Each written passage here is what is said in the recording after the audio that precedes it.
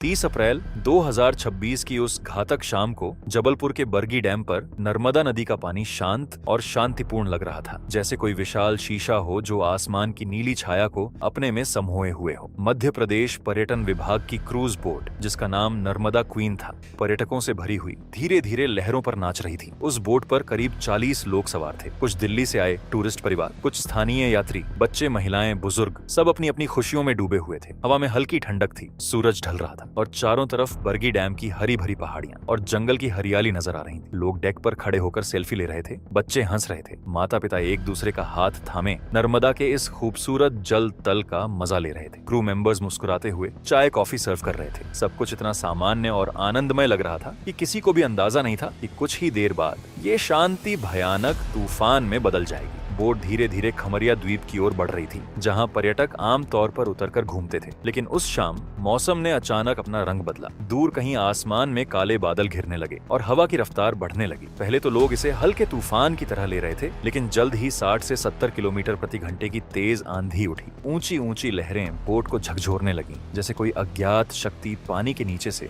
Boat को हिला रही हो। बोट हिचकोले खाने लगी और यात्री घबरा गए। कुछ ने मजाक में कहा, ये तो एडवेंचर हो गया, लेकिन जल्द ही मजाक गंभीर चीख पुकार में बदल गया। पानी बोट के किनारों से अंदर घुसने लगा, शीशे टूटने की आवाज आई और डेक पर पानी का बहाव शुरू हो गया। क्रू मेंबर्स घबरा गए। उन्होंने लाइफ जैकेट निकालने की कोशिश की, लेकिन वो बंद बॉक्स में थे या फिर समय पर नहीं पहुंच सके। यात्री चिल्ला रहे थे, बचाओ बचाओ, लेकिन बोट का बैलेंस पूरी तरह बिगड़ चुका था। लहरों ने उसे एक तरफ झुका दिया और पल भर में वो पलट गई। ठंडे पानी में सब कुछ अंधेरा हो गया। चीखें पानी के नीचे दब गईं और मौत का सन्नाटा फैल गया। उस बोट पर सवार एक दिल्ली का परिवार सबसे ज्यादा याद आता है। माँ अपना 4 साल का बेटा सीने से लगाए हुए थी। वह उसे लाइफ जैकेट पहनाने की कोशिश कर रही थी, लेकिन पानी इतना तेज था कि दोनों एक दूसरे को छोड़ने को तैयार नहीं थे। मौत के आगोश में भी माँ अपने बच्चे को छाती से चिपकाए हुए थी, जैसे कह रही हो, मैं तुझे कभी नहीं छोड़ूंगी। रेस्क्यू टीम जब उन्हें में निकालने पहुंची तो वो दृश्य देखकर सबसे सख्त दिल वाले भी रो पड़े थे। ये कोई फिल्मी सीन नहीं था, ये हकीकत थी जो परिवारों की जिंदगी हमेशा के लिए बदल गई थी। बोट पलटने के बाद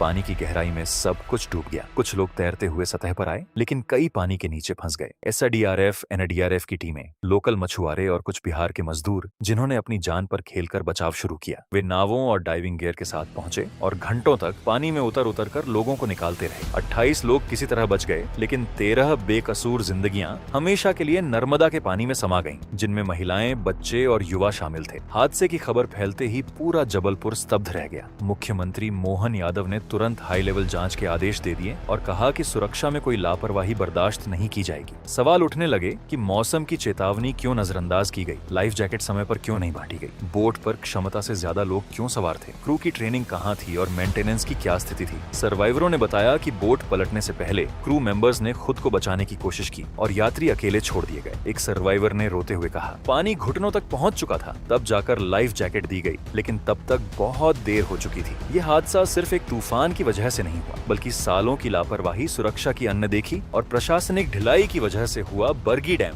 जो पर्यटकों के लिए स्वर्ग जैसी जगह मानी जाती थी, आज मौत का गवाह बन गया है। नर्मदा नदी का पानी, जो कभी शांत और आशीर्वाद देता था, आज परिवारों की आहों से भरा हुआ है। उन 13 परिवारों के लिए ये शाम कभी नहीं भूली जाएगी, जो अपनी प्यारी जिंदगियों को खो चुके हैं। एक माँ का बेटे के साथ अंतिम आलिंगन आज भी हर किसी के दिल को छू रहा है। बच्चे की मासूमियत और माँ की ममता का वो दृश्य हमें याद दिलाता है कि जिंदगी कितनी अनिश्चित है और सुरक्षा कितनी जरूरी है। इस हादसे के बाद मध्य प्रदेश सरकार ने सभी पर्यटन स्थलों पर सुरक्षा जांच के आदेश दिए हैं। बोटों की मरम्मत, लाइफ जैकेट की उपलब्धता, मौसम पूर्वानुमान और क्रू ट्रेनिंग पर सख्ती बरती जा रही है। लेकिन क्या ये सब उन परिवारों को वापस ला सकता है जिनकी दुनिया उजड़ गई है? नहीं, कभी नहीं। लेकिन ये हमें सबक जरूर देता है कि प्रकृति के साथ खेलते समय सतर्कता सबसे ऊपर होनी चाहिए। हर पर्यटक को याद रखना चाहिए कि लाइफ जैकेट पहनना, समय पर मदद मांगना और नियमों का पालन करना जिंदगी बचा सकता है। बरगी डैम आज भी खड़ा है अपनी खूबसूरती के साथ, लेकिन उसकी लहरें अब चुपचाप उन 13 आत्माओं की कहानी सुनाती हैं, जो कभी यहाँ खुशियां मनाने आए थे और कभी लौट कर नहीं गए। ये कहानी सिर्फ एक हादसे की नहीं, बल्कि मानवीय लापरवाही की मिसाल है, जो हमें बार बार चेतावनी देती है कि जिंदगी की कीमत से बढ़कर कुछ नहीं है। हम सबको इस घटना से सीख लेनी चाहिए कि चाहे कितनी भी खूबसूरत जगह हो, सुरक्षा हमेशा पहले आनी चाहिए, ताकि ऐसी दर्दनाक घटनाएं दोबारा न हो और हर परिवार अपनी यात्रा को यादगार बना सके, न कि दर्दनाक यादों से भरा छोड़ दे। इस घटना के बाद जबलपुर के लोग अब भी सदमे में हैं और पूरे देश ने इस त्रासदी को देखा है, लेकिन उम्मीद है कि भविष्य में ऐसी लापरवाही नहीं होगी और हर क्रूज बोट, हर पर्यटन स्थल पर सुरक्षा का पूरा ध्यान रखा जाएगा, ताकि कोई और माँ अपने बच्चे को इस तरह नहीं खोए, कोई और परिवार इस तरह टूट न जाए। नर्मदा माँ शायद आज भी उन आत्माओं को अपने आंचल में समेटे हुए हों और उनसे कह रही हों कि तुम्हारी कुर्बानी व्यर्थ नहीं जाएगी। ये हादसा हमें एकजुट करेगा, सुरक्षा के प्रति जागरूक बनाएगा और बेहतर कल की ओर ले जाएगा। जय हिंद। तो गाइस, आपको ये जबलपुर डैम इंसिडेंट का एक्सप्लेनेशन थ्रू एनिमेशन कैसा लगा, जरा कमेंट में बताइएगा।